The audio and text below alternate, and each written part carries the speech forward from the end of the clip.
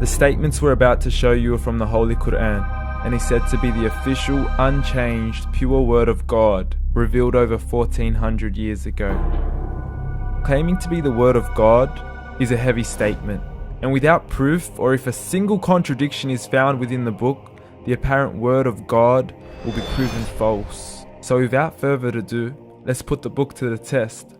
In the 23rd chapter, titled The Believers, from the 12th to the 14th verses, God is said to give a detailed description of how the human being is formed. It begins by saying, "We then placed him as a sperm drop in a place of settlement, firmly fixed.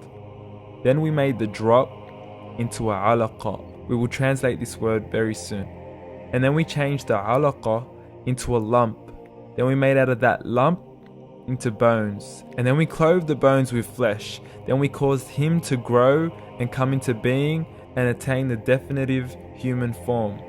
In the 21st century, we can now safely say that this verse is clearly describing the process of human development in correct chronological order.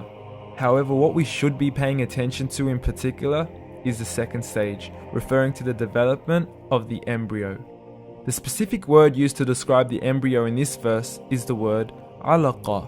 The word alaqa, when translated into English, can mean three separate things. Firstly, a blood clot, or to be suspended, that is to be hanging or clinging to something, or thirdly and finally, a leech. Now, all three definitions don't come anywhere near what we perceive to be the human embryo. So, why are these words used, and what significance do they share with the human embryo? Can the embryo be described as a blood clot? Well, what do you think? In the third week of embryonic development, a tubular heart joins with the blood vessels to form a primordial cardiovascular system, and by the end of the third week, the blood is circulating and the heart begins to beat on day 21. The first thing that comes to mind in regards to being suspended or hanging is the umbilical cord. But we can't use that example because we are simply referring to step 2, before the baby has even formed. But we now know today that the umbilical cord is formed from the connecting stalk. And the connecting stalk is formed as soon as the embryo is formed. The embryo's connecting stalk has even been described by John Allen and Beverly Kramer as an object to suspend the developing embryo in the extra-embryonic column. So an embryo is suspended and does have a strong resemblance with a blood clot.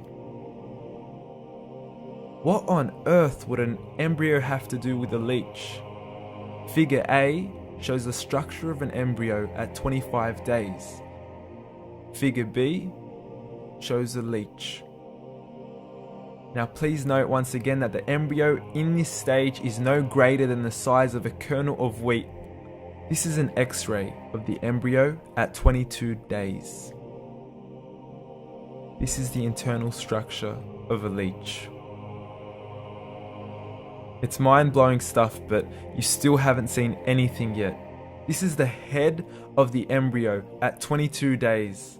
The detail you are seeing right now is absolutely impossible to be seen with the human eye and can only be seen with a microscope. This is the back end of a leech.